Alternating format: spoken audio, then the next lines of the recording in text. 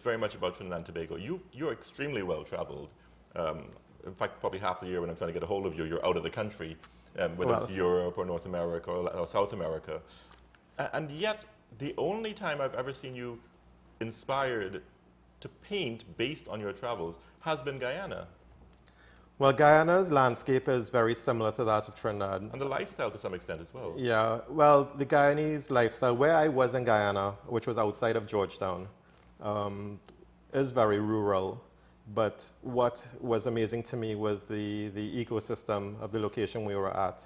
And ecosystems in Trinidad and Guyana are very sensitive environments, and they appeal to me greatly. They're a great source of inspiration. That trip to Guyana, I've been to Guyana now 3 times, and I stayed out in one of those eco lodges that you have to access by boat.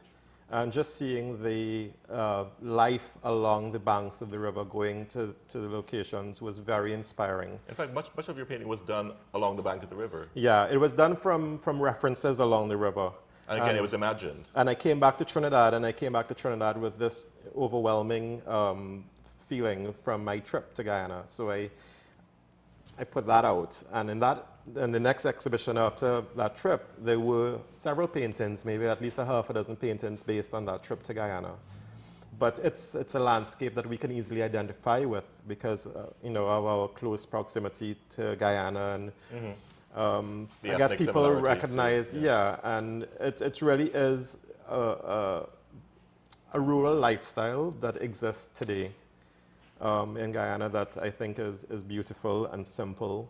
But it's ironic for somebody who's been to the capitals of Scandinavia and parts of Europe that you would pick the beauty of a riverside in Guyana or a hillside somewhere in Trinidad. That is the beauty of travel. I can go to the city lights north, or I can go to the beautiful and equally majestic forest of South America. So, I mean, whatever influences or stimulation I need, that's why I travel. I travel and I get inspired by something, and I come back, and it allows me to do my work here. Don't you also need the perspective from not being here to actually appreciate what we have here, don't you? Oh, yeah, definitely. There's so many things here as Trinidadians, and it hurts me that when my friends tell me that they want to leave or whatever. Societies everywhere have good and bad things. And I guess you have to look at the good things, because there are many good things here. And I come back to talking about passion, and all those things that are typically Trini and that I'm passionate about, and that many Trinis are passionate about, they outshine all the bad things. And that's why I paint things that make you feel happy when you look at. I wouldn't paint garbage in the street, or I wouldn't paint it's just something that's conjuring up a negative image, because we have beauty here in our people, in our culture, in our food, and in our everyday lifestyle. So that's what I want to promote. I don't want to promote sadness. Well, you mentioned happiness. You're the first artist that I've known as well as a friend. And to me, the process of art is so much about drudgery and pain and backache and sort of, in your case, quite often, and we'll get to this in a moment, the fact that you work in miniature squinting. Yes. I mean, isn't it ironic that coming out of that almost painful experience is so much beauty and happiness? Well, artists are affected by their environment and their experiences. And I can't speak for them, but for my experience, for me, it's happiness. When I paint, I escape into my little world. That's the name of the show. That's the title of this exhibition. So despite everything around me, whatever problems I may have in my own life or that I see in other people's life, when I paint, it's as though I go into this focused little, I get into this little trance. I mean, I want to show you something. Yeah, because you have this sitting there, and it looks like a candy bar, but it's not. This is my canvas size. So when I want to paint my little world, everything gets tunnel visioned into there. And I escape. The paintbrush has like 1 hair on it, or 2. I think there are 2, maybe 2.5 hairs on a brush.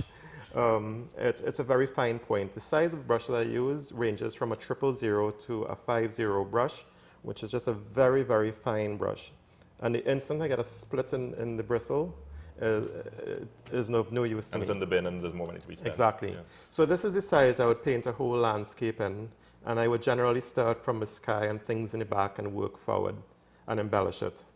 So when I'm focused and I'm sitting down here and I forget noise and I forget traffic and I forget what's going on, this is my escape, right here in this little world. But I should point out, though, that while you have a fondness, and I want to ask you why you have this fondness for miniatures, you work in various sizes. In fact, in this show, because you have a sense of the ironic, yes. The title piece for In My Little World is a massive wall-sized piece of one of your signature scenes, but it's monumental. You have to stand back 20 feet to actually appreciate it. First of all, I like to inject a lot of my personality and my quirks in my work. Now, the work is very precise, which is really not so much my real personality, because I'm sort of a very jovial, carefree person. But with my titles and with my themes and my paintings, I kind of play with different words and expressions. And even though this is a show of miniatures, and it's called In My Little World, I thought I'll go and do something completely contrasting to that and paint this really big canvas. So the title piece in the exhibition, which is titled In My Little World, is a huge canvas that is 15 feet. And I think we have a shot of that canvas if they can find it. Yeah, it's 15 feet wide by 6 feet high. And that is a huge stretch for me, no pun intended. But literally and figuratively, yeah. I've been involved in the Oval Wall project. We have a shot there.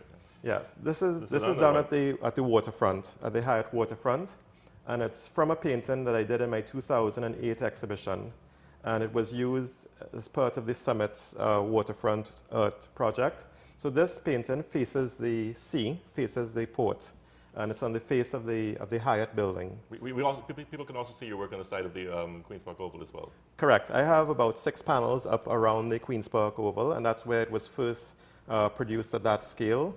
And seeing my work go from this size to something that size gave me the confidence and allowed me to challenge myself to actually paint a painting that big. Is it harder, though? To me, it would be harder to paint something. Well, I guess they're equally challenging, but this must be for different in its own way reasons. difficult. Yeah. For different reasons. Painting in miniature is a unique skill, and it requires a tremendous amount of patience and calm. And it takes me, not because it's small, is it any less time. It takes me an equal amount of time to produce a painting this size as it does to paint something maybe in an 8 by 10 inch format. So the painting hours are reduced here in a stretch because of the concentration so small. So I would paint maybe 3 hours in a stretch when I'm painting small.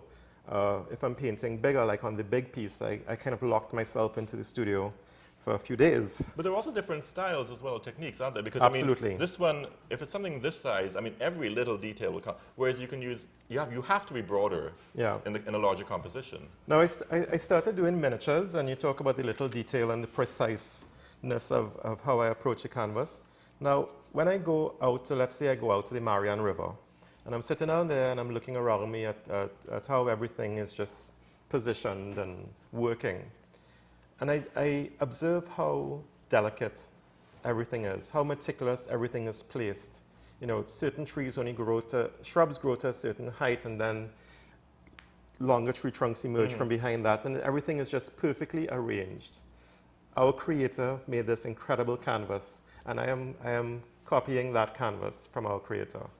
And with that same degree of meticulous skill that was all arranged, I apply that here. And it puts me in a very tranquil place in my mind, and I come and I sit down, and I really have to reiterate that is my escape. That is my calm. And it is my intention that when people enjoy the work, that they go to that place in their mind, and that they forget everything else and they relax and enjoy.